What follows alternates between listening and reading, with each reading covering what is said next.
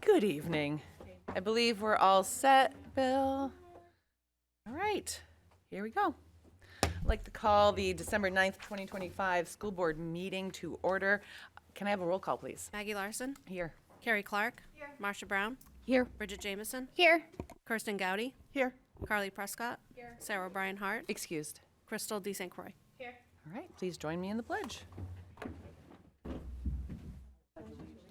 To the flag of the United States of America, and to the republic for which it stands, one nation, under God, indivisible, with liberty and justice for all.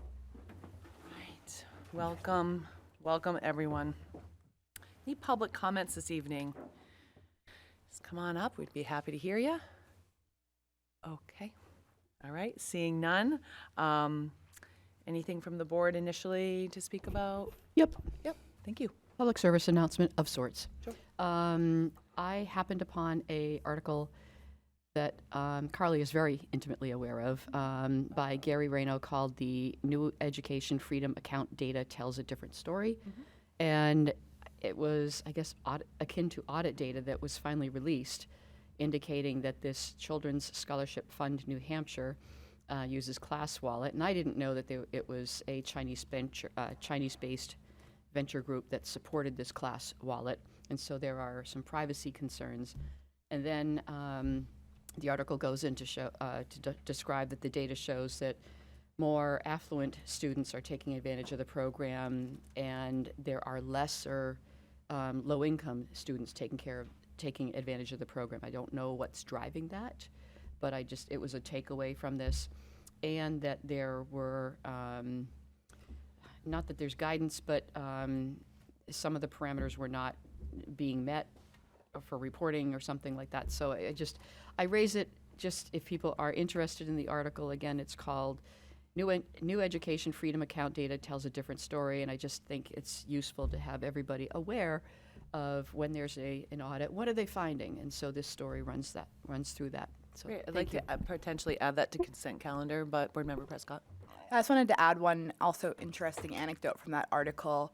There's a lot of talk about vouchers, students taking vouchers to leave public schools, and that article basically argues the exact opposite. It's mostly folks who are already outside of our public school system cashing in on a voucher. I think only 170 kids left the public school system for a voucher, and most of them came back. It was sub 20%, if I remember correctly, and possibly sub 15%.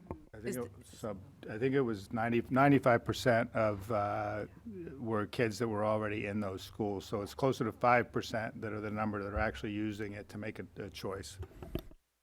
Yep. Is the data in that article reflective and, objective data pulling from? Yeah, it's pulling from the Department of Education. Okay. They finally, or a report from them through the Child Scholarship Fund or whatever is the actual vendor of the program. Well, since we're speaking about it now, I'd like to actually have that be in public and have a motion to add that to the consent calendar when we upload our agenda materials, so it's viewable in this since we were discussing it today, and having it just be easily accessible with our board minutes. Do I have a motion to add this article to the consent calendar?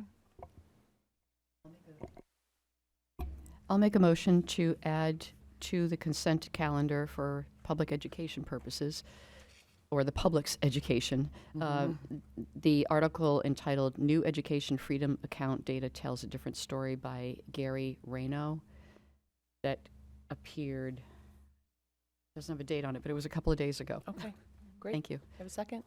Second. All right, any discussion about adding this to the consent calendar? All in favor, say aye. Aye. Thank you. So for logistics, do I just forward that to? Yeah, to Katie. Okay, yeah, Katie, and then okay. it'll be uploaded with our materials for this meeting purpose. Thank you. you. Appreciate that. All right, anything else? Okay, I'm seeing none. All right, so our consent calendar has all our minutes, approval and acceptance of retirements. Those in Are you looking for a motion to accept the consent calendar? Yes, but I just want to make sure. 3.6 was. Yep, okay, yep. And, yep, looking for a motion to accept the consent calendar as presented. So moved. Okay. Any discussion about anything? We need a Have second? a second? Yep. Second, Prescott. Discussion, anything in here? Okay. All in favor, Just, say. I was just gonna say thank you to the retirees, because that's in the consent Oh, calendar. absolutely. Yeah, so thank you. Right. All in favor for adoption, say aye. Aye. Wonderful. All right, to our reports. Agenda item 4.1, our student representative report. Welcome, Sophia. Yep. Can't hear. First, SHS Student Council and NHS participated in the annual citywide candy cane hunt from last Friday, December 5th, in the middle school gym. It was great to bring students and families from the community together to celebrate the holidays. Thank you to the Parks and Rec Department for putting this together. Last Saturday, December 5th, Somersworth School District participated in the annual holiday parade. All of our schools were well represented and had fun with the Christmas and kindling theme. Somersworth High School is currently holding its annual clothing drive. This is a big event and we have received many bags of donations. The event will be held on Friday the 19th from 5:30 to 7:30 p.m. in the cafeteria. Additional donations can be brought to any of our schools until Friday, December 12th. The SHS Interact Club will be taking advantage of our close proximity to SMS to develop a tutoring program. SHS students will go to the middle school twice per month during the school day to support SMS leaders. The SHS and SMS school departments will be holding their annual winter concert series this week, tomorrow, December 10th, starting today. Starting at 6 p.m., the high school band and chorus will perform. Somersworth Middle School will be performing on Thursday, December 11th. These events are open to parents, community members. This Saturday, December 13th, from 2 to 4 p.m., Somersworth High School will be hosting the 12th annual Somersworth Indonesian Festival. This community and culture celebration is open to all features, food, live music, and traditional dancing. SHS is proud to bring back our Alumni Day event for the second year in a row on December 17th. We will invite several alumni of different years to speak with seniors about post-secondary options and opportunities. This has been a great event for all involved. Finally, the brand new SHS Mental Health Club has begun meeting on Thursdays and identifying priorities for the year. Thank you to Mr. Carloni and Mr. Engelfinger for taking on the role of advisors, and to many community organizations for their support in advocacy. That's it. Happy holidays. Thank you so much. All right, we don't have a city council update this evening.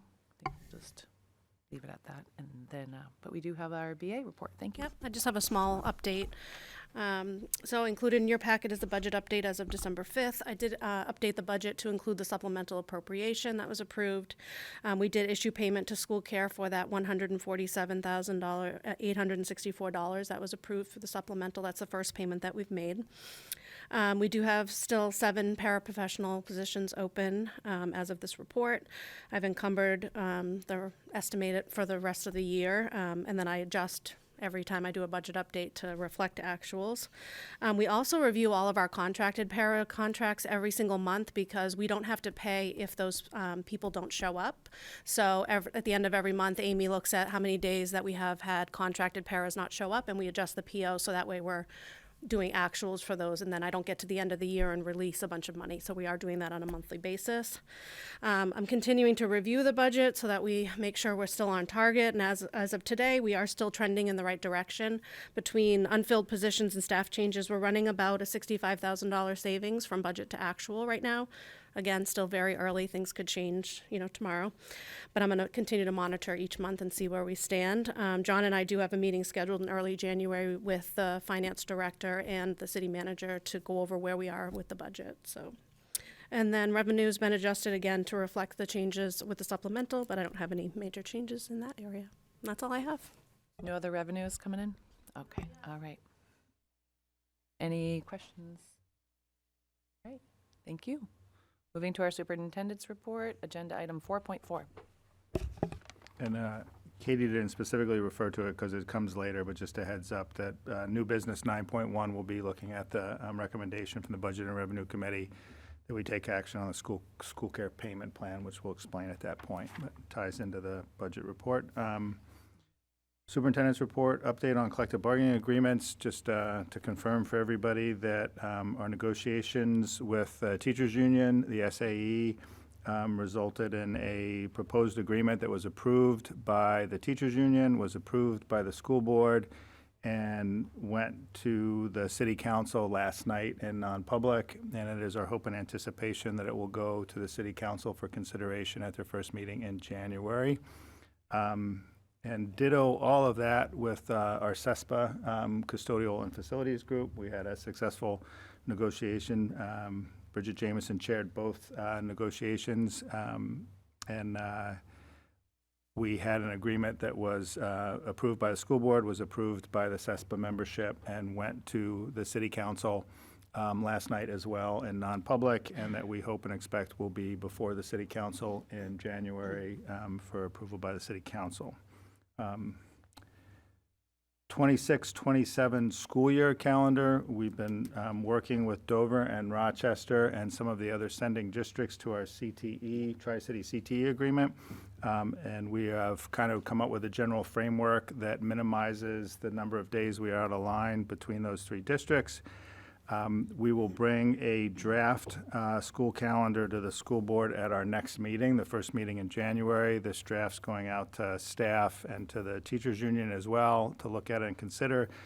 But the short of it is it'll be a calendar very similar to this year's, but we're looking at Monday, August 31st as the first day of school, and Tuesday, June 15th as the last day of school.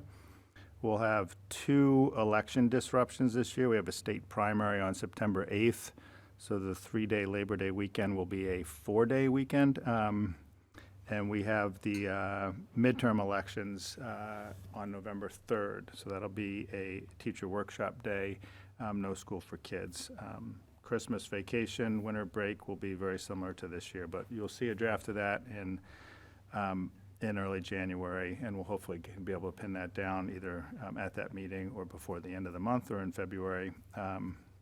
Other updates, just a handful of brief ones already said by Sophia, but I just want to stress how important the Indonesian Community Festival is to our community, and that it is happening after being postponed in the fall, given concerns and reservations of holding it, and that we've really come together as a community to say that this is important. Citywide, let's do it, and that's this Saturday at the high school from 12 to 4 p.m. A reminder that winter break, the first day of winter break is December 24th, and the last day is Friday, January 2nd. That's right around the corner. And December 12th is Friday. Oh, just a reminder, too, that we have city council elect city council members, school board members elect orientation meet and greet session this Friday at 8:45. And just a reminder for school board members that are able to make it, whether current or elect, you don't need to be there through 1:30, but particularly to be there towards the front end would be nice if you can make it. And lastly, just want to share that our high school principal, Chris Tebow, is a finalist for New Hampshire High School Principal of the Year. And we had visitors from the New Hampshire Association of School Principals at our school today. As I shared with the high school faculty and staff on Friday, these types of recognitions, and regardless of whether he's a finalist or the winner, it's a great honor for him. But they are first and foremost a reflection on our schools and on our district. It's only through a group effort and teamwork that anybody receives this kind of recognition. But it was a really nice exercise. We talked at our administrative team meeting this afternoon. It would be really nice if we were able to take the time to get together and under a few prompts talk about all of us at some point or another and what we bring, and kind of reflect on that. It's a really good exercise. Unfortunately, time makes it a little bit tricky. But we were happy to hear that. And I imagine we'll be hearing something soon as to whether or not he finishes the finalist or goes further. I think that's all I got. Thank you. All right, moving to agenda item 5, our committee updates. We have policy, And programs. Yeah. Programs, no. Building grounds. Just policy? I think we just have policy. Do we just have policy? Oh, I can fill the time. Okay, okay. If I can, just speak to what you will be seeing in the first reading, just to give some perspective. There is policy AD, philosophy of the school district, and in the Department of Ed rule ED 30605, school philosophy goals and objectives was enacted effective December 2024, and that all schools shall adopt a written philosophy and statement of goals and objectives.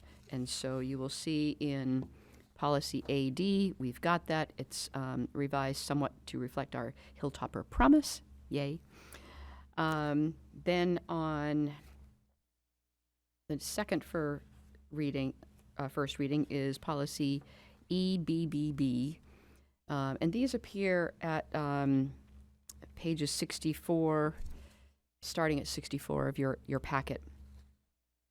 EBBB is the accidents report, and for that one, there were some substantial revisions from the New Hampshire School Boards Association in June 2025. There was a Department of Labor administrative rule clarifying what was perceived as an ambiguity in RSA 277-15 related to whether any person extended to employees. So you will see in the revisions that it expressly states employee. So there were minor revisions to EBBB. Next is EBBC, use and location of automatic external defibrillators, and there were general revisions to that one. It's good to have the policy. The next policy is IK, and this one is earning of high school credit achievement and competency. And there was a complete overhaul with the New Hampshire School Boards Association for this that happened in June of 2025, so we are just getting to that now. There were a whole bunch of revisions to Department of Ed Rule 306, so you will see major revisions to IK that reflect the changes in the rules and in our School Board Association sample policy to comply with the rules. The next one is IKB. And you mentioned Chris Tebow, and I was already planning on doing a shout out to Chris Tebow and Caitlin Carrington because policy IKB relates to homework. And they spent an inordinate amount of time making sure that the policy reflected what the school does. And I just, shout out to them really putting a lot of effort into helping revise this homework policy. So I just wanted to do a shout out to them.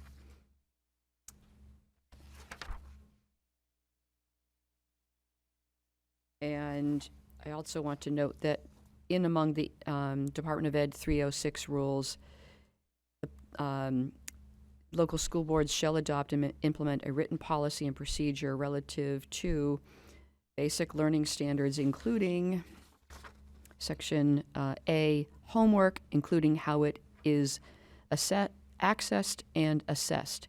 And so those were the two tasks that the policy committee, and in particular Chris Tebow and Caitlin Carrington, strove to make sure was clear in the policy. Next policy is JF. Again, this was revised because there were revisions at the New Hampshire School Board Association sample policy, so those flowed through here. That is at page 87 of your materials. And the last one for first reading is assignment of students to classes and grade levels. And there were some revisions to the New Hampshire School Board Association policy to better coordinate some of the other policies and the overhaul of the New Hampshire minimum standards for public school approval. And so there were changes that were needed for this recommended policy. So I just wanted to just give some background. And Kat, if you have any other additions other than my rambling, I'll take it. But again, I can't say enough for Kat's the help that you give our policy committee to make it efficient and go through as many policies as we can is just your godsend. So thank you. Great. Thank you for the update. It's helpful. All right, moving along. I don't think there's any other committee reports. We'll move into our presentation this evening, our strategic planning direction. Superintendent Shea with our Hilltopper Promise, Hilltopper Progress, and Hilltopper Strategic Priorities and Plans.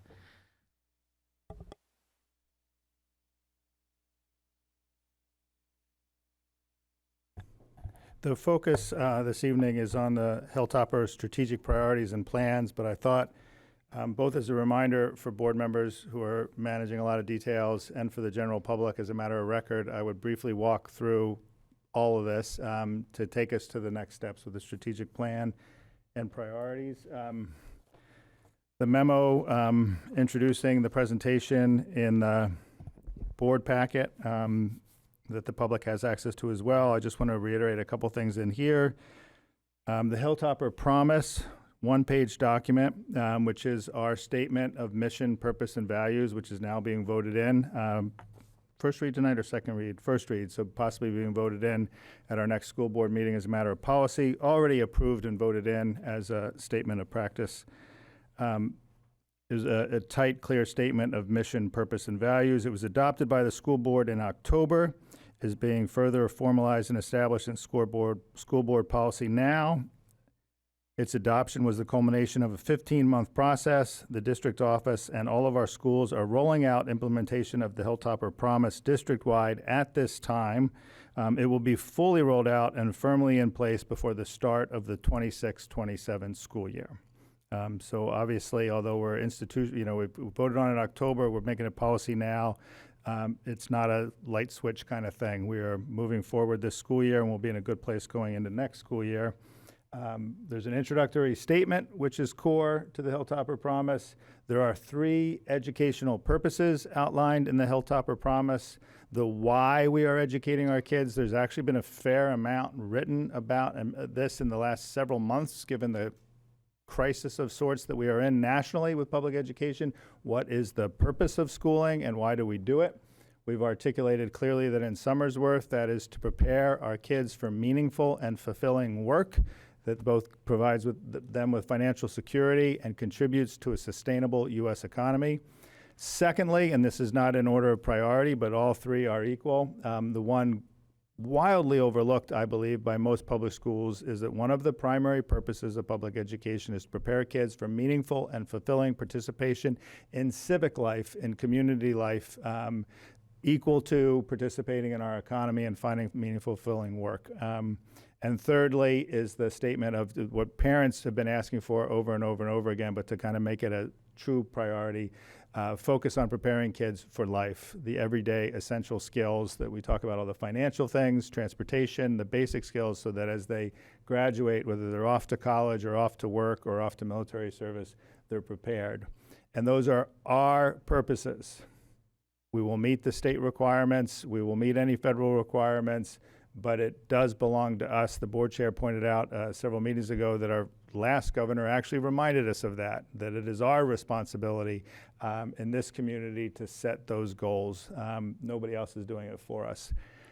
5 key skill sets, 5 core values, and we've underlined purposefulness and joy as the 2 core aspects foundational to the culture of our schools, that kids come to school and they know that what they're doing is relevant and important, and that they are also experiencing joy, a sense of community, a sense of support, a sense of love throughout the day as well.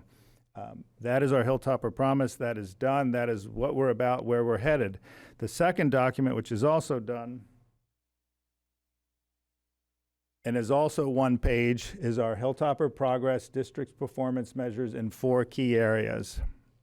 We're rolling out the data systems. I'll say a little bit more about it here. Document was adopted by the district leadership team earlier this fall. Its adoption was the culmination of a year-long process. We are currently rolling out implementation of these 4 performance measures, better building our data systems, which is a weakness, but we will correct. We're rolling out the new iReady assessment system already, which is central to our 3rd and most critical measure, student learning. And we're introducing various new survey tools through the remainder of the 25-26 school year. The new system will be fully rolled out and firmly in place before the coming 26-27 school year. I would like to get to a place where almost anybody that regularly shows up for school board meetings, any district leader, any school board member knows how we're doing on attendance, knows how we're doing on faculty retention, knows how we're scoring on culture and climate, whether that be the survey data or the behavioral data or out-of-school suspensions are up, they're down. How are we on PBIS data? Student learning. We are putting reading, writing, and mathematics to the iReady assessment first and foremost. We will use other assessment measures, and we will meet the ones we're required to use, although the state's required testing right now is not very helpful. We have no choice but to do it, and we don't pay that much attention to it because it's not helpful to improving teaching and learning. The iReady test is one that the state likes, so I'm hopeful that at some point we might say to the state, look what we're already doing, why are you making us take an extra test? But we will also augment to have more data points and in targeted ways, but the iReady test will be at the top of the list.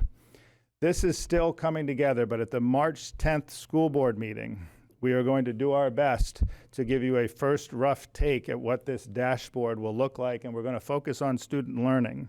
It's going to be a little apples and oranges because we're going to be looking at our current iReady assessments and comparing them to NWEA and SAS and other criteria, but we want to get accustomed to putting the iReady test first. And on graduation data, we just want to regularly report. There is no secret formula that X percentage of our kids should go to 4-year colleges, X percentages should go to vocational schools, X percentage, but we want to know where those numbers are and that everybody's comfortable with them, roughly what percentage of our kids go to 4-year colleges, what percent go in other directions.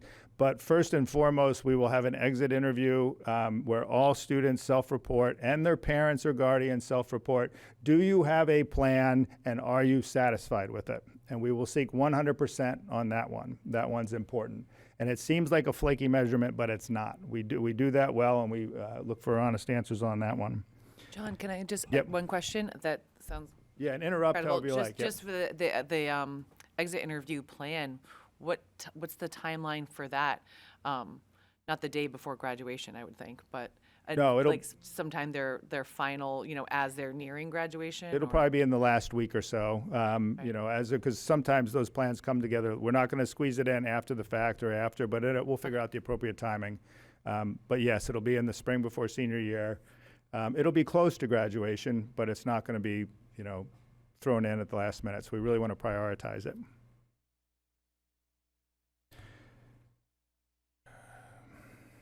The 8-page preliminary draft of the Hilltopper Strategic Priorities and Plans, 2024 to 2030, because a lot of this has already begun. Nothing magical about 2030, but it essentially gives us a 4, 5, 6-year plan window overall to kind of put all these things in place. Our aim, a reminder, Hilltopper Promise is a bold, tight, clear statement of our district's mission, purpose, and values. The Hilltopper Progress document clearly defines the most important things we will measure, focus on, and report on with transparency, integrity, and clarity. And the Hilltopper Strategic Priorities and Plans document will aim to clearly and boldly articulate our priorities and plans for delivering on the Hilltopper Promise and the 4 key performance measure areas.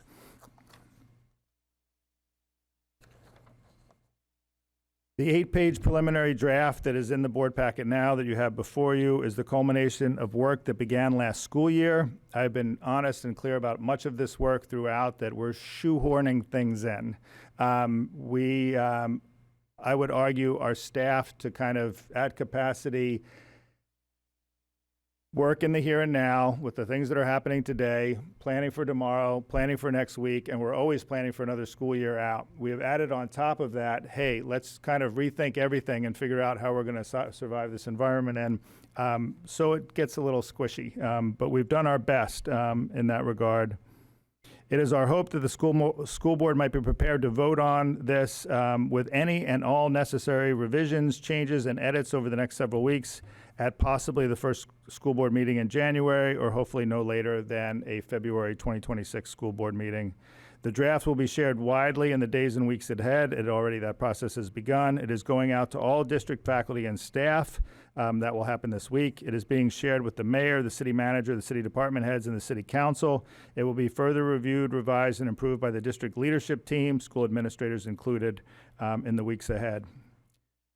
We are also providing 2 additional opportunities for smaller groups of Somersworth parents and families and community members to ask questions and provide feedback in a focus group workshop format. This would be one where we're going to ask families and parents that have been particularly engaged in this process. We don't want to be exclusionary, but we want to have a process that's really around the table, sleeves rolled up, parents that have been involved and engaged in the past, and maybe some new folks will emerge, but we want to keep it to like 5 to 10 people in 2 different sessions, or 10 to 15 at most.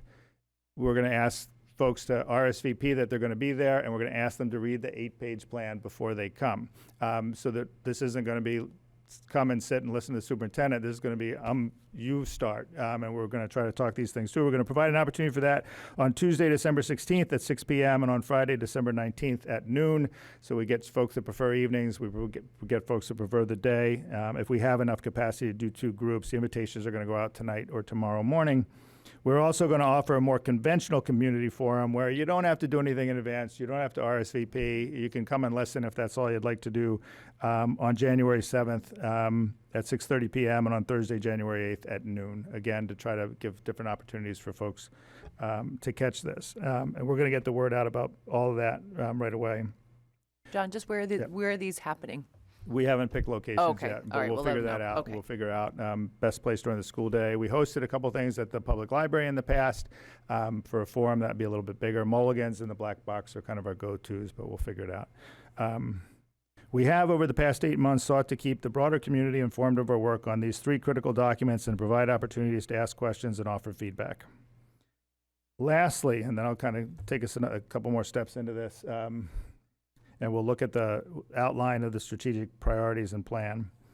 We are developing, considering, and adopting these strategic priorities and plans, as well as the Hilltopper Promise and the Hilltopper Progress Measurements, at a time when universal public education in the state of New Hampshire is at grave risk. The American ideal of universal public education, ensuring that all kids, regardless of family income, race, ethnicity, religion, political affiliation, disability, gender, sexual orientation, etc., have access to a quality education, tuition-free, from PK through high school graduation, is only fully realized when local communities, states, and the federal government work together.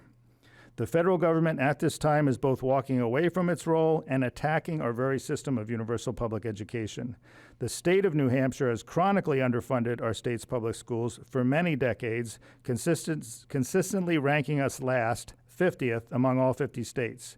And for the better part of the last decade, particularly the last 8 years of the commissioner prior to Caitlin Davis, has also worked to deliberately and systematically undermine our state's universal public education system.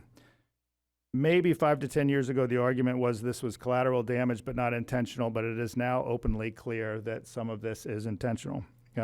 More affluent and property-rich communities and larger districts, again, more affluent and property-rich communities and larger districts in the state are likely to survive all of this.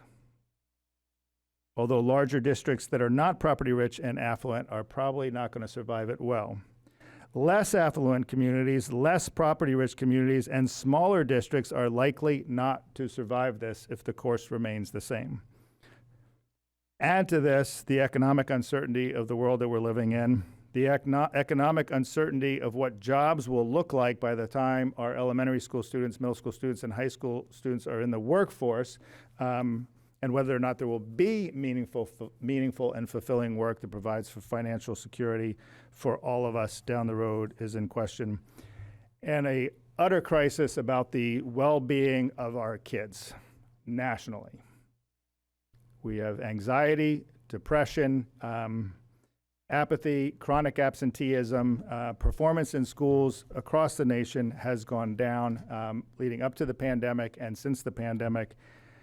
Host of different theories. Social media being that these kids right now that are spilling out into middle school and high school are the ones that have really grown up from birth, from pre-K, with screen time and social media and what that looks like. They've gone through a pandemic, among other things. And every generation, Great Depression, World War I, World War II, those of us that were huddling under desks for fear that we're going to be attacked by Russia, yes, there's some consistency here, but arguably there's some uniqueness to the situation that we're in now, just given the flood of information. And now, after physical activity being engineered out of our lives aggressively over the last several decades, we are now looking at aggressively engineering thinking out of our lives and what its implications are. So there's I ended the memo with now is a good time to move forward boldly, creatively, and with a true sense of urgency for the kids of Somersworth and for the greater community. That may be the boldest understatement I've made in my life. Which brings us to the strategic priorities and plans draft, which is a rather long list of things, many of which have already begun, that I've attempted for the sake of coherency to organize into 7 key things, which I will briefly talk about now. We can interrupt with questions. We can discuss it now. It's also under the agenda under new business, since you'll be looking at approving it, this at some point. So whatever makes sense to the board is how we'll approach.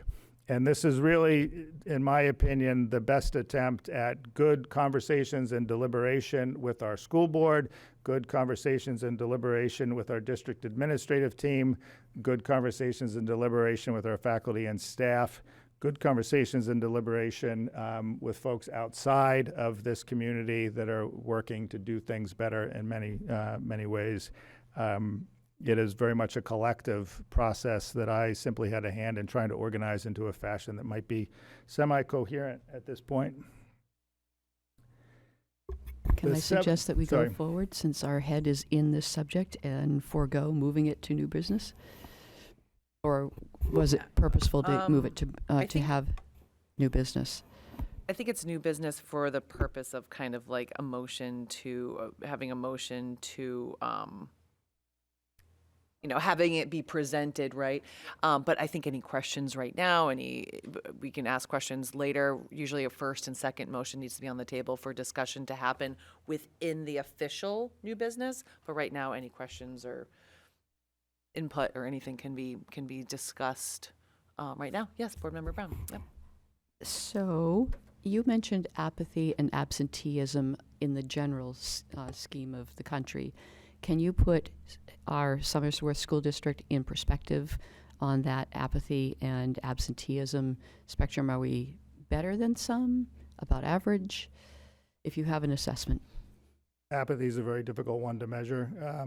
We will have attendance data in March. Okay. My sense is we are typical for a community our size and our socioeconomic makeup and the diversity of our students and our special education population. I would guess we are typical. Okay. And I want to stress how many amazing good things happen in this school district every single day because of parents, because of kids, because of teachers. But overall, we're in a difficult place. Marcia, I spend time looking at attendance trends just because of like my job, so not Somersworth specific, but there are not huge outliers in New Hampshire in general. New Hampshire is lower than it should be for attendance, and it falls off more at the high school level is the general kind of trend. I don't know if that's helpful. Well, I'm just hoping that this Hilltopper promise can enliven kids that, yes, it's another media that shows that we are there for them. And I so appreciate everything that, this presentation and what we've heard from, other, the elementary schools and up on other strategies. So I just applaud. You guys are amazing. We talked in our administrative team this morning. I just kind of reminded folks that we've kind of done a lot of hard work to get to where we are now, and it's going to get harder. It's going to get harder between now and June, and it's going to be hard next year. And you may have noticed that I think it was one of the very last lines in the 8 pages was sort of an, oh, by the way, we're going to be aggressively looking to get funding support for the work we're doing now. There aren't generally folks out there that want to support an operating budget. That's going to be federal, state, local dollars. And just to be clear, we mean about $1 million. Stephanie Lafreniere does an amazing job on all the grants that come from the federal government and other places, and always being creative with those. But of a scale of kind of all the federal funding we're getting right now, we're going to need about $250,000 a year to do this right. We're going to do it either way, but that would be helpful. And I'm hopeful that this community and the district that we are, and both the staff and school board leadership and the city council pitching in to kind of say, no, Somersworth is pretty serious about getting this right, and it's a community that merits some support. And we have the advantage of being small enough that we can get things done, you know, as opposed to Newark or LA or Boston, but big enough that we got all the problems of any district of any size. I would hope we'd have some ability to bring those dollars in, like in the next 3 to 6 months. So thank you. The work on this, I think I'm just, for the board's perspective and the community's perspective, because this is significant, detailed work, and kudos to everyone that's reading through it to discuss it at those at the group meetings. But sometimes our job is to distill and then disseminate what it is in a community, as a community leader, as a community kind of touch point. And I would say, and I spoke with John about this, to bring forward what is happening, and in my mind, our schools, our community is our community. It's a community hub. Our schools are most days sometimes more than children are at home to care for children. We have a responsibility for that, and we're stewards of our most vulnerable, and it's our children in our entire city. So what this is working on with practice, with care, with data, with, you know, innovation is, I don't know if I'd call it novel, but it's something that's being done that is extremely, I don't know. I mean, I'm losing the words for what other words to use, but and I should have written something down to when we bring this forward to our community, what we're doing, what is happening, because I think I don't want to get lost in one specific thing. Like, what does that mean, right? To have a community school prenatal through graduation to educate, care for, and all of these is a massive undertaking. And if we do it well, it'll be incredibly successful and could be a model for others to come. So I think that I'm asking board members now to kind of read through this and distill it for public, your neighbors, you know, and to work with John if you need any other information about what's happening, what it is succinctly, and what we're doing, and to get that involvement, because I think as this goes on, we need more community members to get it, to understand it, not completely, but to kind of understand the abbreviated message and what we're doing, and also bring them in, you know, to any events, and kind of bring more in than not, because this really, in my mind, is a community effort for success. So, yeah. Anyone else? Yep. Can I make a suggestion that's not like for anyone specifically to do, but I was thinking about how the early Somersworth youth, Somersworth Ready Together? Yes. Yep. I was thinking, I feel like they have like a visual, and I was just thinking of like all of the many organizations that I belong to that has like a circular visual, right? Because you're talking about whole person education, right? Like that's kind of what we're referring to. And so how do you convey that in, I don't know, one of those nice visual wheels? Does that make sense?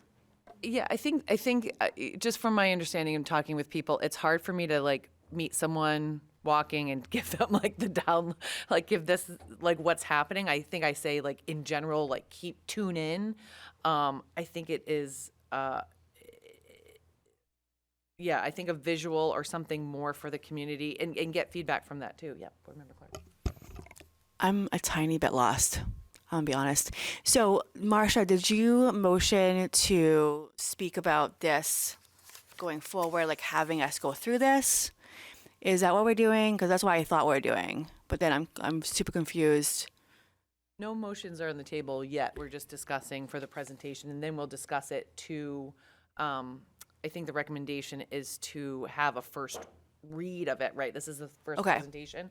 And then to put it on the agenda to adopt in January. I think that's what we're looking for. Would like to motion then to first read this or to suspend rules to start that process, if we can. Oh, yeah, we'll do it under, under new business, right after policy.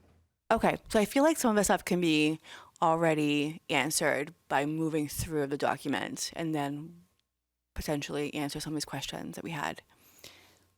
Or I could be confused. Yeah, we could do that as well. Would Okay. you like to do that, just so we have it in a line on 9.2, the Hilltopper Strategic Priorities and Plans? And then we can make a motion and a second. The motion, I think, is, the recommendation is to have the first read of the Hilltopper Strategic Priorities, support the, in essence, what we've seen for adoption in January, but not for adoption for tonight. Correct. Business. We'll do Right. that under new business. I would, where we're already talking about it now, I kind of want to motion to suspend rules and move it up closer to happening now versus stopping it, moving through all of our policies and then picking it back up again. Okay, Does that not make sense? yeah. And maybe not. I do want to stress that this is a preliminary draft, so even if it were entered as a first read this evening, it would probably have to come back as a first read again. 'Cause Right. I am confident Okay. there's a lot of revision and direction to be done with the board, with community input, with the district administrative team. It is truly, as labeled, a preliminary draft, so it might be one step away from being a first read. So that maybe makes we things don't have simpler. to read, right? That makes things simpler. I think we Yeah. just have it out here and have a good amount of time for the public to read it and be familiar with it, and it'll be on everyone's kind of to-do list to kind of have this be disseminated widely, get feedback from it, et cetera, but there's no adoption or anything for this now. Okay. No, yeah, I knew no adoption, but I just meant like if we're Move it talking about it after we're going to read through all of our policies, Yeah. why couldn't we just move it, talk about it all at once? But okay. Right, if- no adoption, but if we have Yeah. any other questions or just discuss it, we can keep this here right now, and then we really won't speak about it more unless someone has another question. Okay. I had just spoken up about when John had mentioned, do you want me to continue with the presentation now, or do you want me to flow it into the new business? And I was advocating, let's go through the presentation now. No motion, but I just wanted Okay. to put that out there, that was what I was responding to, was John's. Okay. I Question think that's why I about- got confused. I'm like, I'm Yeah. for that too. If But I we can think- just Yes. wrap it Yeah. together, then okay. All right, anything else? Yep. I was just gonna say, like, when explaining it to the community, and maybe I'm missing something here, but the purpose of a strategic plan is to reach the goals that are in the Hilltopper Promise. So I would focus more on that, because the strategic plan is more the internal approach to how we're gonna get there. Okay, thank you, John. And again, this is very much a preliminary draft. Very much want more board deliberation participation as we go into January and February. I would hope it doesn't go past February just because of the urgency of this and the budget season that's coming up. And to Bridget's point too, we did, after kind of working through the Hilltopper Promise and rather hard to look at format, kind of turned it into a one-pager that most folks are comfortable with and like, hey, this makes more sense. I think this could still be better, and I'd be delighted to have somebody take a shot at it. But we'll do the same thing with the Hilltopper Strategic Priorities and Plans. And some of these are just going to be important, but really dry and not particularly exciting. So maybe what we talk about are, hey, here's 3 or 4 or 5 things we really want you to understand as a community, because these are different and they're exciting and you should have a good handle on them. All the work we're doing behind the scenes on a 3-year budget cycle, which are critically important to how we're moving forward, may not be at the top of the list of things we communicate. We'll figure that. I'm mostly concerned that we agree to the meat of this before February or into February latest, and then we figure out the how we communicate it part. Does that make sense? Yeah.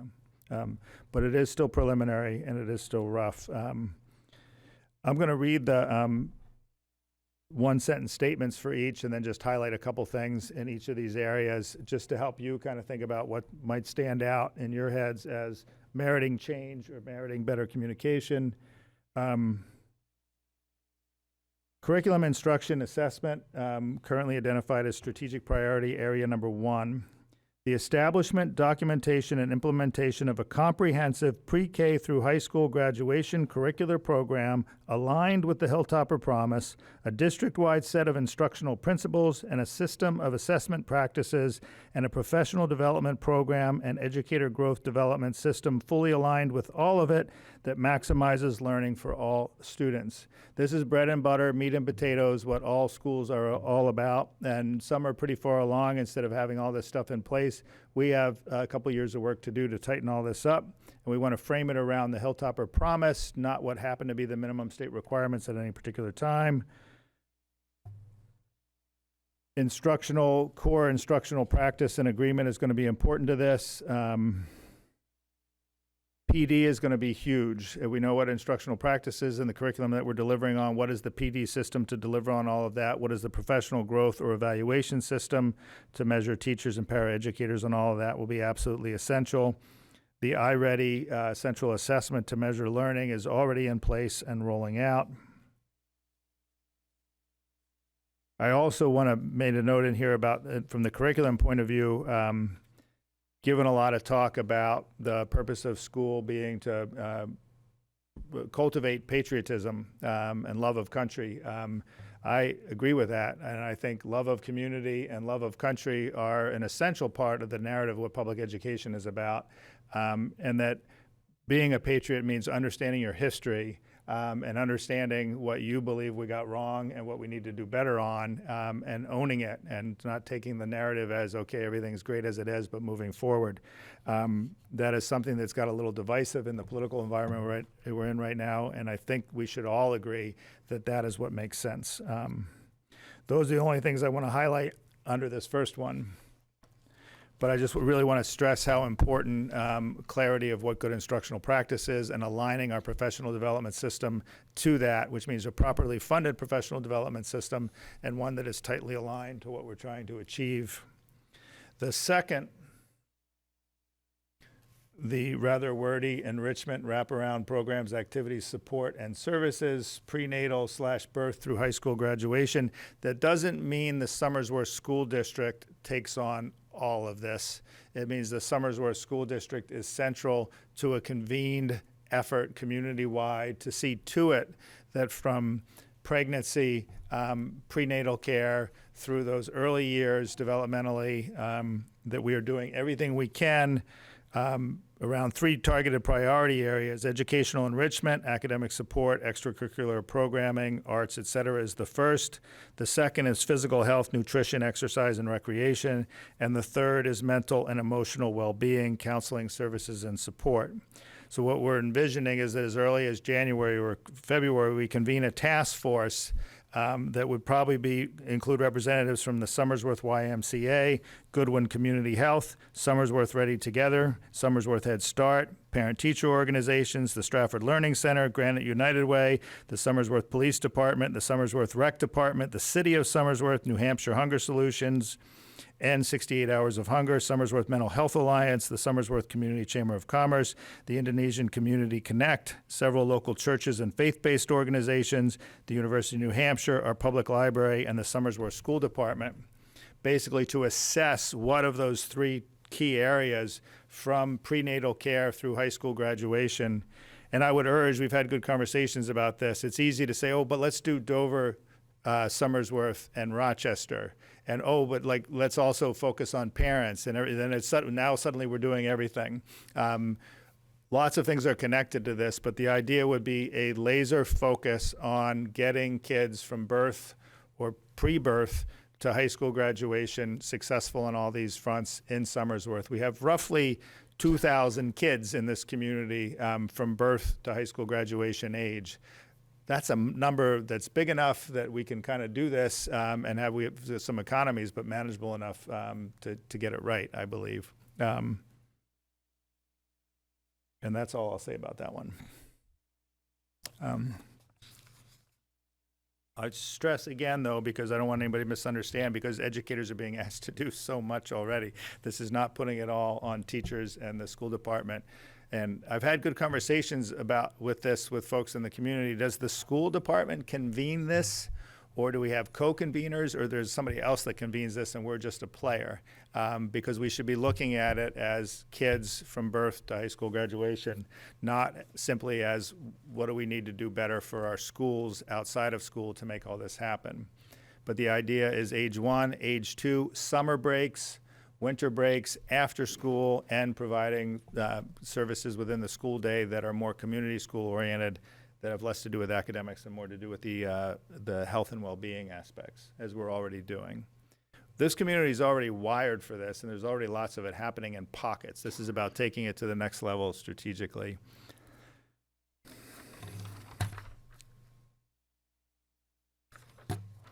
I'll only read the one-sentence introduction to this one and leave it at that for this one in particular. Ongoing, deliberate, strategic, and continuous work in line with the Hilltopper Promise and the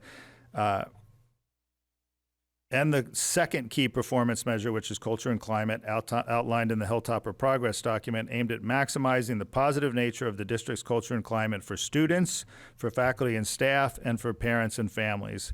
We envision a positive culture and climate as one of the leading attributes of our district.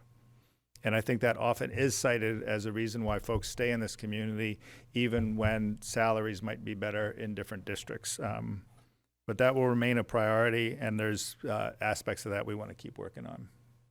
Interrupt me with questions on any of these, but I'll keep going otherwise. Budget and funding. Aggressive and creative pursuit of both funding revenue sources and cost-saving measures, and the establishment of a more deliberate multi-year approach to the annual operating budget and capital needs. The pursuit of necessary funding, aggressive push for fair and adequate funding from the state of New Hampshire, aggressive pursuit of all possible federal funding, productive relationship with city council, mayor, city manager, and city in general, working together for the Somersworth community and for proper funding of our school district locally. And lastly, aggressive pursuit of additional funding support, foundations, corporate grants, high net worth individuals, particularly to assess with the strategic priorities and plans moving forward. We're also looking at aggressive and creative pursuit of cost-saving measures that maximize the deployment of resources directly towards student learning, growth, and development. Maximizing district we're looking at maximizing district employment over more expensive contractual hires, the use of contractual arrangements only when they are more cost effective, maximizing appropriate in-house programs for students and minimizing the need for out-of-district placements and services, which are typically much more expensive, innovative cost-effective solutions to transportation needs. We need 2 or 3 vans, and there are grants to get them. The cost savings of owning your vans and even employing drivers is significant compared to contracting out for those things. And it's just a matter of getting over the hump to find the grant or to find the $50,000 to get the van. Those things are all high on the list. And cost-effective and creative study of facilities needs, school and grade level configurations, and location and configuration of the SAU offices, including are there any efficiencies or cost savings of moving us out of 51 West High Street and putting us into one of the school buildings. Looking at all of those things. And we've had good meetings around partnership, collaboration, and integration with the city of Somersworth in multiple areas, so potential cost savings by collaborating with the city in different areas that might be beneficial to both parties.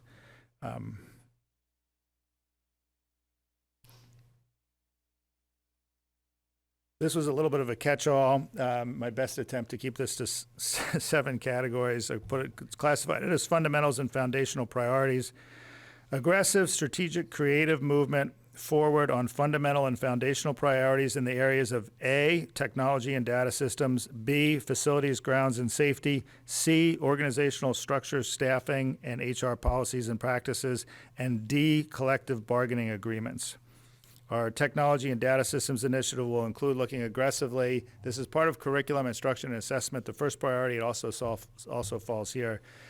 Like every school district and school in the country right now, looking at artificial intelligence and the implications of it and how it might be used and how it also poses significant threats in many different ways to how we operate and how we should be operating, and to teaching thinking are the issues we need to tackle quickly.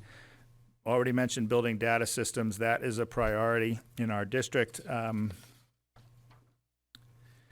the only other thing I'll say under this one, the collective bargaining agreements, which were noted earlier, we've put ourselves in a place where the teachers union and the paraeducators, clerical union, SACA, are teed up to do study groups between January and June, pre-negotiation, to look aggressively at better aligning our collective bargaining agreements with our strategic priorities and the Hilltopper Promise and the context that we're operating in right now. And I think there's a pretty good understanding from all sides that that is merited. There will be things that teachers want that are different than what the district is looking at as priorities, and vice versa. But I think we will agree upon a lot. But we will get to negotiations already knowing where the agreements are and how to think creatively about this. And then maybe the negotiations focus on the areas where we're still on opposite sides of the table. But there is a growing sense that, yeah, we need to be thinking differently about lots of things at this point. Two sub-notes here that are really important. We talked about this in non-public with the city council that I really want to stress. Sort of fits here, but it's also overarching to all of this. There are two critical pieces of information to all of this that we are missing. Two critical pieces of information to all of this that we're missing. Number one, where are we going in Somersworth population-wise and enrollment projection-wise? Where are we going to be in 5 years or in 10 years? Because if we're going in the wrong direction, there's going to be a lot of pressure not to have a public school system or a public high school, given all the other pressures in this city.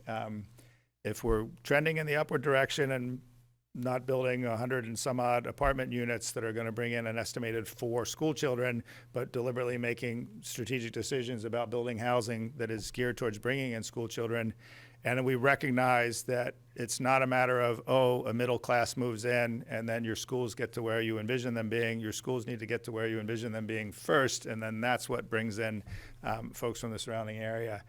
But I do not know the answer. We've had good meetings with Michelle Mears and the city about doing a collaborative regional planning thing to get not a cheap, not very helpful enrollment projection, which is often the equivalent of drawing a line of where you've been over X number of years. It's a little bit more than that, but to get a detailed analysis, given the markets around us and housing and various things, that's critical information to all of this. We have no choice but to move forward, assuming that we're going to have kids to educate down the road, but we do have to better idea how many, at least projected. John, do we have an idea approximately of how many school-age children or even pre-K children are in Somersworth but aren't enrolled in our schools? How many school-age children aren't enrolled in our schools? Yeah, I'm or how going to many? put pre-K in there too, but school-age children, yeah. Pre-K is a little more complicated because we're reaching out to involve kids with identified needs early on, but then it's optional therefore. About 100 from kindergarten through high school. It's 100 plus. It might be closer to 150. We're kind of getting we don't always have good data on that, but it's grown. But those students as well can still utilize our extracurriculars, our sports, our facilities, they're community members. So just wanted to kind of put that out there when we're talking about projections and numbers. So, yeah. The second critical piece of information that we're missing, which is a tougher one, the enrollment projections are only an estimate, but they would be helpful to have and to have good ones. And I hope within the next 6 months to a year, we have better data to have a sense for where we're headed or how we might address that if we don't like where we're headed. But the second thing, and we had a good conversation with City Council about this last night, is we don't know what this city wants.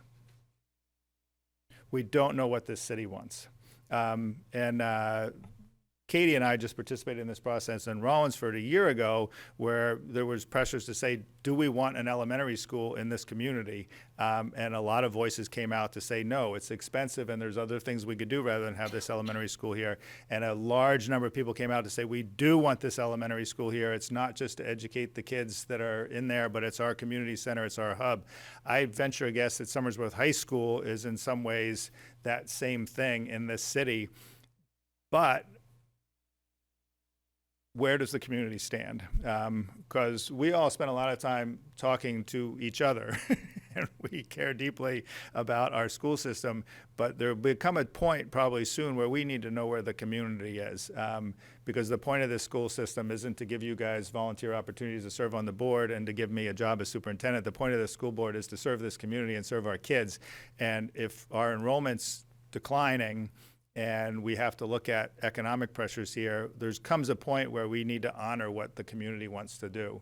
And I don't know what the answer to that's going to be. And I don't know what the answer is to the question, is it our goal to build housing that brings in more families, or is our goal to build housing 1 and 2 bedroom apartments that often won't?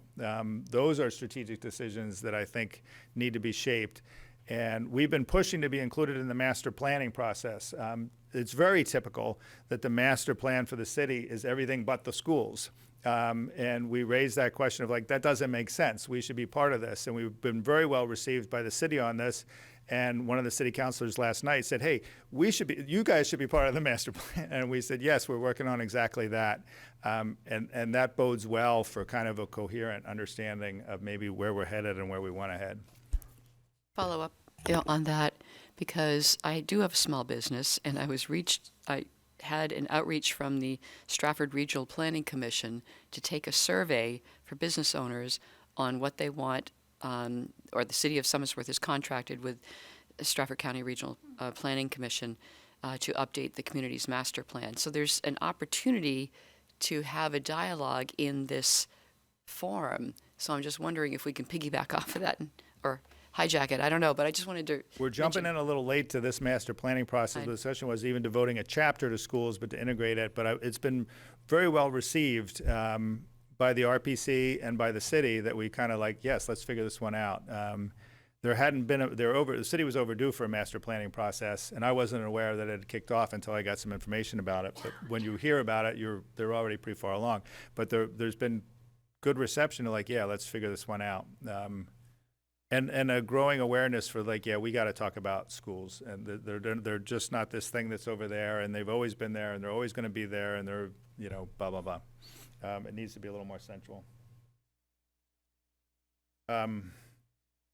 I'll just read the statement on this one. This community and public relationship in a different time would probably not be in the strategic priorities, but in this period, it has to be. Significantly improve communication and PR efforts in line with all that we are already doing well, our many success stories, and the powerful promise of the direction we are headed in, with the purpose of increasing the number of families with school-aged children in the region excited about settling in Somersworth, decreasing the number of current Somersworth family students who are considering moving out of our district or public school system, and maximizing the contribution of our schools, students toward overall community well-being, pride, and hopefulness. Absolutely, positively, the substance of what we're doing is what matters most. But we are at a time where I think we need to communicate with integrity the heck out of that in order to just maintain direction and keep us moving forward becomes a priority. Lastly, we get on. And then finally, convene a 15 to 25 member task force, district personnel, community representatives, educational, organizational experts et al.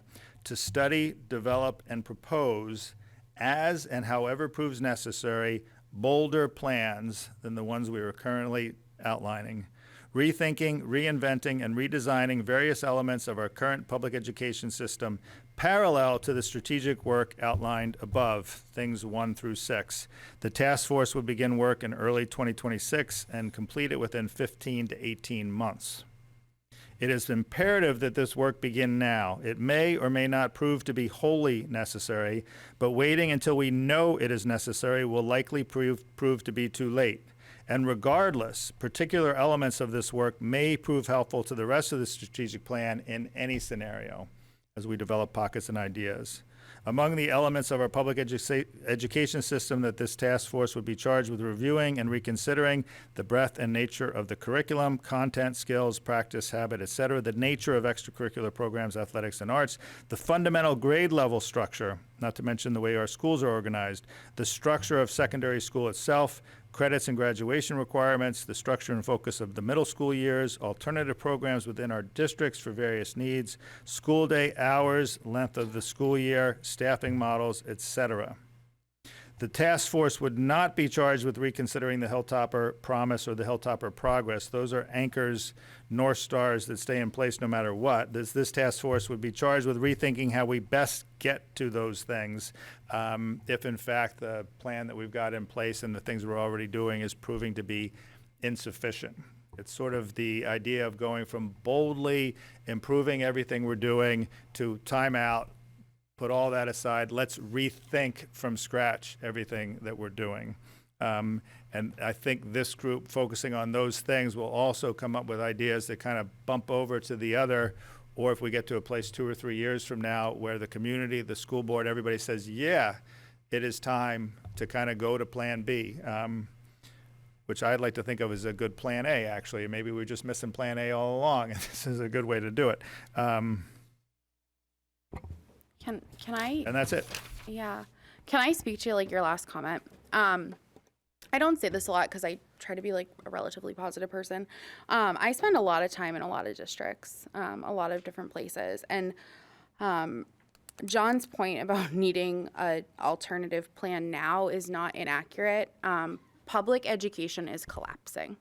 The canaries they're not in like they're not tweeting in the coal mine. They are all dead.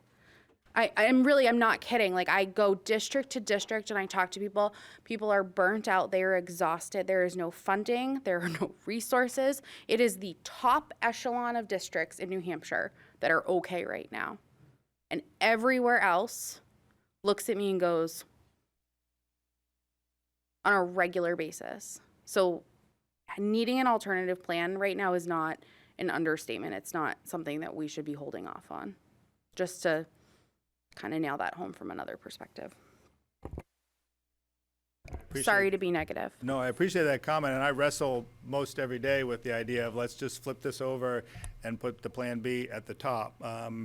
And I think we need to get there somewhat organically, and if you had asked me a year ago, I would have said we're probably not going to need that. If you asked me a month ago, I'd say we might, and if you asked me today, I said I think we are, but we need to kind of get there together. And I want to stress again, just as Bridget did, this is not Somersworth specific. We were talking about the idea of public education in a vast number of communities. I do think, and I've argued this for 25 years, that sometimes it's districts like Somersworth that will boldly, innovatively take big steps. This isn't about having to do things differently than Portsmouth or Exeter or Oyster River or Hanover because of given circumstances. I don't think those districts have it right. They're just better at making it look good because they have the right resources and they have the right this and they have whatever. But they have the same fundamental engagement problems regardless of the school. The exciting thing about this moment in time is the opportunity to do what probably made sense long ago. It stinks to have to do it at a crisis time when things are coming at you pretty hard, but it may prove to be, I think I had this conversation with the board chair not long ago about redesigning school systems. A lot of stuff looks good. There's some good common sense stuff, but when push comes to shove, everybody wants things to kind of look the way they've always looked. There's a lot of resistance from all parts. And what I said was it would take some sort of significant, huge crisis to kind of get everybody to get off the mark on that. And then, well, maybe this is it. And maybe that's the upside in this is being forced to do what maybe a lot of school systems should have done long ago. But that makes what's already difficult even harder. But we gotta be up for it. And the last thing I'll say is, and I've said this from the beginning, when you're looking at doing things differently, our most sacred responsibility is the kids that are showing up for school tomorrow. There is no such thing as chaos and disruption and like, oh yeah, let's just try this and try that and try whatever. Kind of the Elon Musk model for figuring out how to get rockets into the sky. You blow them up and you blow them up and you blow them up. In schools, you have to be so ridiculously sensitive and deliberate to the kids we have right now. So to be flying the airplane with the kids on board, sailing the ship, whatever metaphor you want to use, while also redesigning, rethink, or building another ship that we're going to get on as soon as it's done, is how you got to do it. It's like the work on the Spalding Turnpike over all those years. They didn't get to do it by stopping traffic for 10 years. They had to keep traffic flowing while they were doing it, and that's what we have to do here if we embrace that bolder mission, which is why we need $1 million. Okay, light work. Let's go. Friction and grit. I've heard others outside the district call us gritty, and I take that as a compliment. And I'm ready to do it. No motions at this moment, but let's go. What do you say? What do the Patriots say? Let's go. Thank you, John. I want to stress this is a draft. We've got a lot of work to do in the next several weeks to get it done. I still like the data the best. Thank you. The data of the dead birds. Yes, all the data systems, your measurable data things for the middle part. I like that. Yeah, March 10th is our meeting, so that'll be probably a data meeting, March 10th. Thank you. All right, just to take a break and do some second reads. Need a motion by title only to have these policies by title only. That's it. I motion to read these policies, second read by title only. Thank you. Second. Great. All right, Board Member Brown, if you take away these Okay. 6 policies. Policy EBB, school safety. Policy IGE, parental objections to specific course material. Policy IHBH, extended learning opportunities. Policy IIB, class size. Policy IMAH, daily physical activity. Policy IMBD, high school credit for 7th, 8th grade coursework. Okay. So these policies are up for adoption and will be active as the board sees to adopt them as per. So if we can just go through as we can, if there's any discussion after a first and second, just make your voice heard. Looking for a motion to adopt EBB, school safety. Motion to adopt EBB school safety. Do I have a second? Second. All in favor, say aye. Aye. Aye, okay. Next one. Motion to adopt IGE parental objections to specific course material. Okay, second. All right. All in favor, say aye. Aye. Motion to adopt policy IHBH extended learning opportunities. Second. Okay, all in favor, say aye. Aye. Aye, thank you. Motion to adopt policy IIB class size. Second. All in favor, say aye. Aye. You. Motion to adopt policy IMAH daily physical activity. Second. Okay, all in favor, say aye. Aye. All right, final one.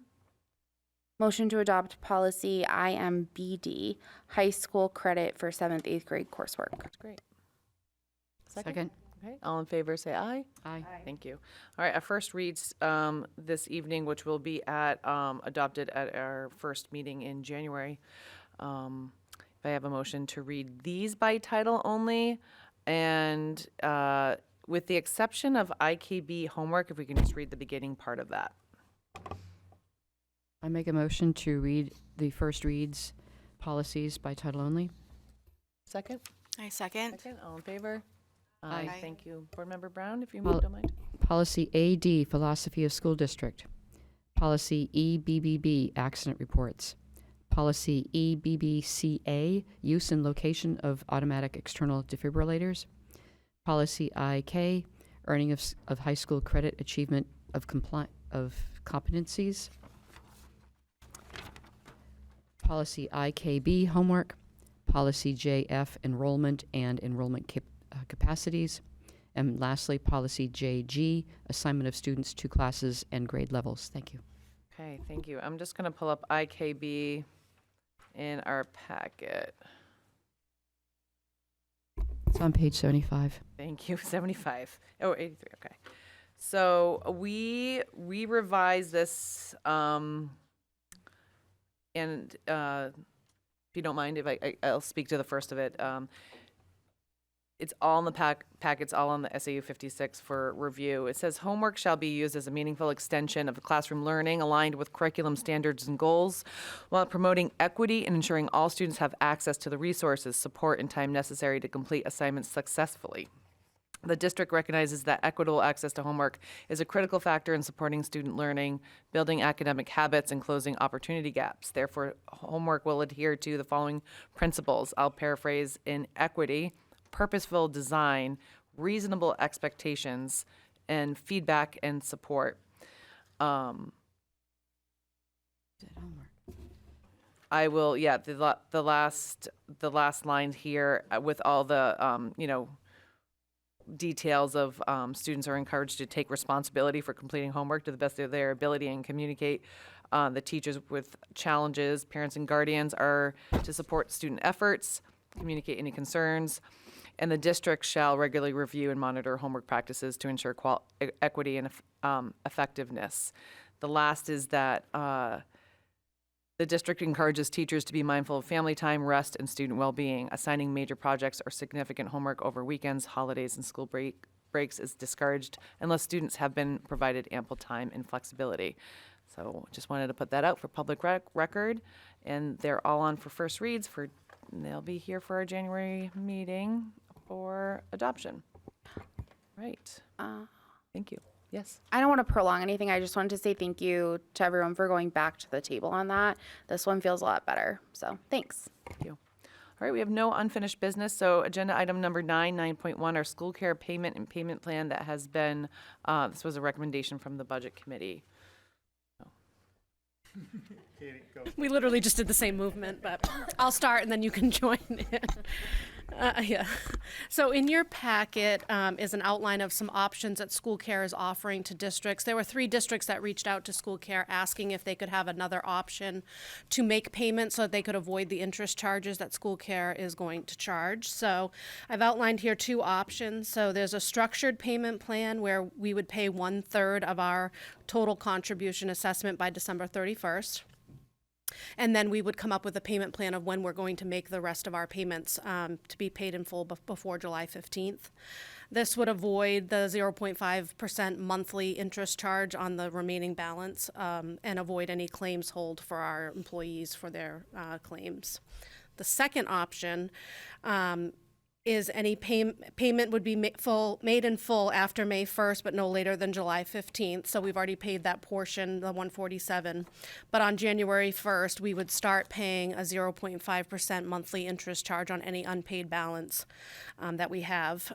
It would still avoid the claims hold, so there would be no hold on any claims for our employees, but we would start accumulating that 0.5% interest charge.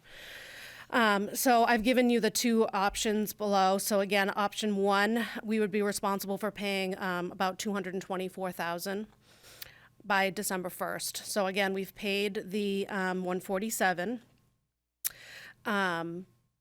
We would be required to come up with an additional about $76,000 before December 31st under this option. Under payment plan 2, we would pay the $147, which we've already done, and then we'd begin to accrue the interest on that remaining balance of the $524,000, which is about just under $19,000 for the district.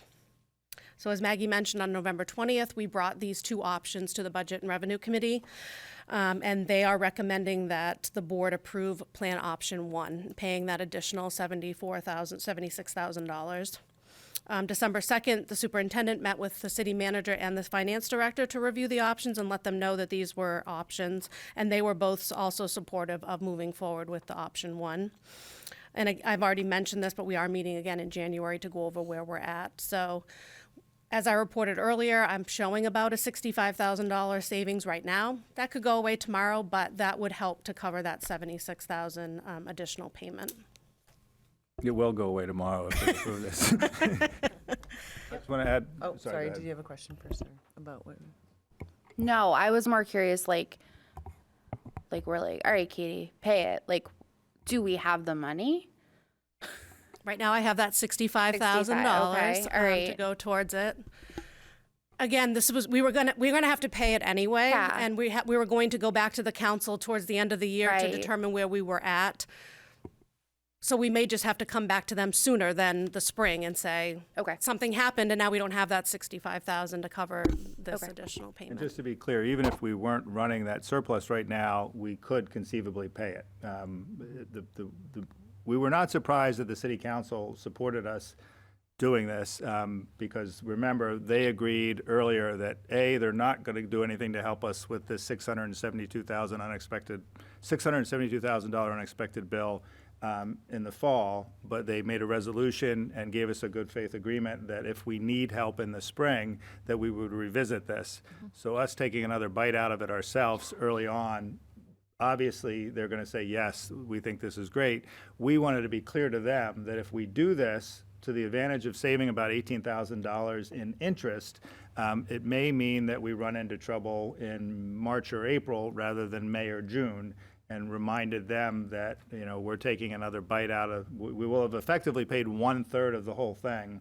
And our hope is that if we get to a place at the end of the year, and just for anybody paying attention and those in the audience, this is not the nature of a school district budget, again, is we just don't know until spring because of all the variables, particularly with out-of-district and special education. We're really not sure what kind of surplus or shortfall we're going to have at the end of the year. Katie does a phenomenal job budgeting, so we generally find ourselves with a little bit of a surplus, but we don't know for sure. The city understands that. So it could put us in a tight place, but we will save the interest payment. That's the tremendous advantage of it. Okay, hold on, Prescott, followed by Brown. Yeah, I was just gonna say that the budget committee wanted option one because at least I feel as though saving $20,000 is really important for our district. Yeah. I just want to address or state my appreciation that this school district is able to address this unexpected bomb that dropped, where I hear horror stories of other school districts that aren't able to. So thank you so very much for being able to come up with a payment plan. Yeah, I just want to echo Board Member Brown. The fact that we're here is crazy, but thank you for navigating this. And obviously, option one is definitely, I feel, best for sure. So thank you for that hard work. Great, thanks. So I'm just looking for the board now to have a motion to adopt the school care payment plan. It's option number 1 in our document, so it's the first one, so we do not pay the interest rate. So I'll make a motion that the school board authorize the school district to pursue payment under option 1, structured payment plan. I second. Great, all in favor, say aye. Aye, thank you. All right. Moving to 9.2 of the Hilltopper strategic priorities and plans. I think that we went over it significantly. Thank you. I think that this will be on our agenda at our next meeting as well, whatever iteration that it is. But you can be kind of in unfinished business since we already put it under new business. Yeah. Okay. All right. And then 9.3 is the school board advocacy network, including Chair Larson. That is me. Meeting with Commissioner Davis this Friday on December 12th. I wanted to make it public. This network is a network of school leaders, chairs, vice chairs across New Hampshire. We're a nonpartisan coalition of school board leaders in New Hampshire who want to establish a collaborative partnership with Commissioner Davis and the Department of Ed. We bring frontline expertise from our communities and seek to be a resource for the department while advocating for our students in the strength of local control that defines New Hampshire education. There's a lot of symbolism in the state, federal, and local boards and invested communities. But for our agenda is really to develop a coalition steering committee with the commissioner as a resource for her to hear from various school board members, mainly chairs, on local control, keeping it local, keeping our communities intact, special education funding, the mandate through the state and feds to provide this, but we do not get adequate funding in reimbursement, and to discuss open enrollment and its impact on our various districts. So wanted to let you all know about that, ask any questions. I'm not saying specifically for Somersworth, but I am going to be bringing up our special education funding and the impact that that has. And I've asked our special education educators and administrators to give me some, data on that. This commissioner is very strong on data and facts, and I think we're going to go with that. So I'd request the support of the board that I go forward with this. It's kind of coming across, and I'm privileged to be with a group of school board leaders that are just willing to be a part of the conversation and develop a coalition and a relationship with the commissioner to be listened to and to kind of show up.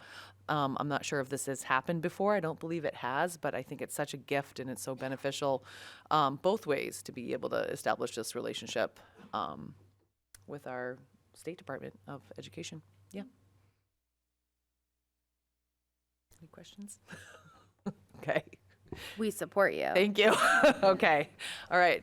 If you don't want me to go, you can let me know now, but let the public know as well. Just wanted to put it out there that it's coming together, and I will report back probably on email and at our next board meeting in January how that goes. So please wish me luck. If there's anything else you want to let me know, let me know. Yeah, thank you for going in our place, Yes. so to speak, but also like Yep. doing the And my work. Topper's hoodie, maybe. I'm not sure. We'll see. I'll probably wear something more than that. But we are being represented well, and across the state, we are. From what I understand, maybe they're just saying it to me because it's me. We are seen in a positive light, and so that's a nice thing to know from the valley to the west, southwest. That people know who we are in a good way. Upcoming meetings, there are many, but this Friday in the morning, 8:45 to 1:30. It's one of those intros and orientation. We will not be deliberating. We'll just be in the same space. So yes, it's a meeting and it's posted on Somersworth's website, nh.gov. The inauguration's January 6th at 7 at the Black Box of the CTC. We have one Budget and Finance Committee on Tuesday, December 16th at 5. That's still on. That's our last committee meeting of the year. And I'll leave it at that. Can I make an amendment? Sure. Because we have since, for Policy Committee, moved the meetings to 5:15. And so that January 8th is meant to be January 12th, because we originally had these on Thursdays. And then the next policy meeting is on January 26th at 5:15, not on the 22nd. Is there a policy meeting on the 15th as well? Okay. So that's not on here, so we'll just, December 15th. That's December, yes, December December 15th 15th at 5:15. at 5:15 at the SAU office. Okay, thank you Yep, for I that. just want to make that Appreciate correction. that. Yep. Thank you. Wasn't on here. Thank you. All right. Any public comments this evening? Any public comments? Thank you. Welcome.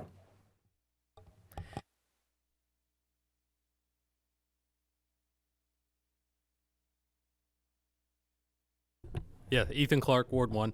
One of the items I was just thinking about as Mr. Shea was giving his presentation there, and thank you very much, very comprehensive and great information. Does the school district have any information as far as the enrollment and how much of the enrollment are property owners compared to renters? And my only reason for asking that is because obviously that has a direct correlation on the actual enrollment in the school. So I'm not sure if dialogue is allowed, or is that a metric that you guys have and track? Yeah, let me just make, for effect, make a motion to suspend rules to allow dialogue. Do I have a motion for that? Okay, do I have a second? Second. All right, all in favor? Aye. Aye, thank you, yes. So the answer is simply, we don't have that data, and I haven't seen it that actually separates out.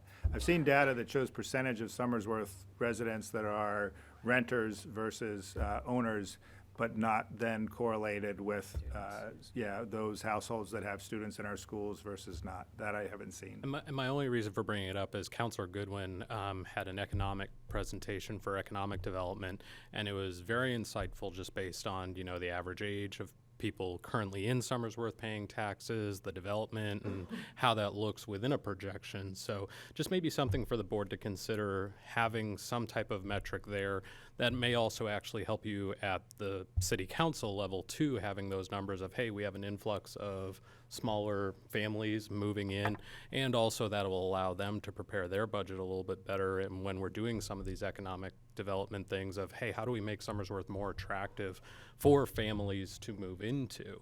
I know when I was coming of age, like we talk about Dover, Portsmouth, I feel like Rochester gets the funding just because of the size, but when I was growing up, those were like, hey, when you grow up and you want to have a family, like, hey, Dover and Portsmouth are great places to move and have a family. I obviously live in Somersworth, love Somersworth, want to stay in Somersworth, so I stayed here. But that might be some good data for the board to have, just to look forward in the future. Also want to thank, it's the year end, so I just want to thank every single one of you for the work that you do for our kids here in our community.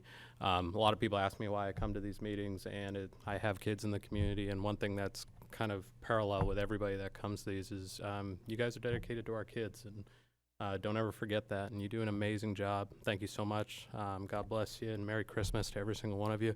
Also want to do a quick shout out to Miss Katie. I've drilled her with some questions because I'm just a community member trying to get more involved, and I'm trying to educate myself on this process. And it's very much a process that I'm not familiar with. And every single time I have a question, you guys have an amazing asset in her. And I just want to give a quick shout out to her. And thank you very much, and Merry Christmas. Thank all right? you, Ethan. Thank you. Great public comments. Wow. Any others? No? It's hard. Thank you very much. Appreciate it.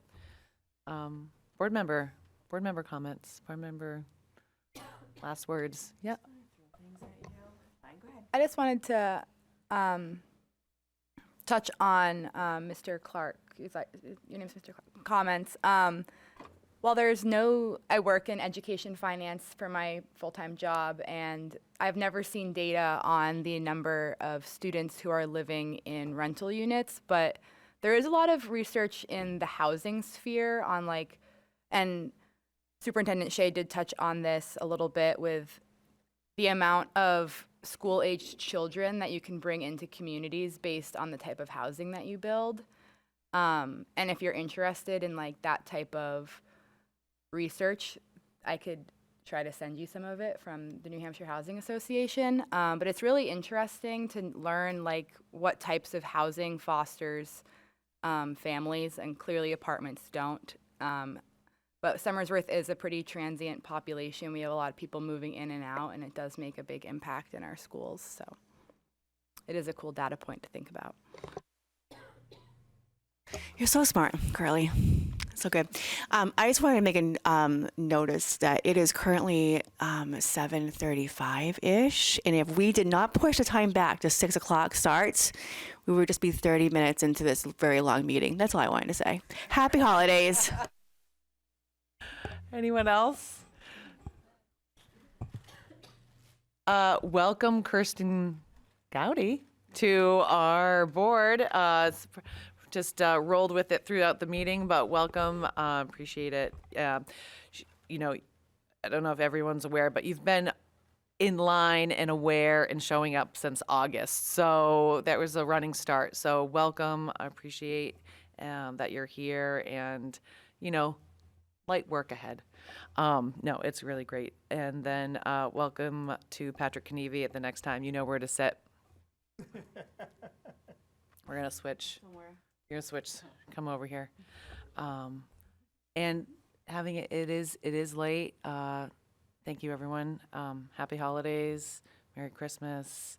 See you in the new year. See you at the inauguration. And with that, I'm just looking for a motion. Yes, thank you, ma'am. By chance? Second? Second. All in favor? Aye. Thank you. Good evening. Thank you, everybody.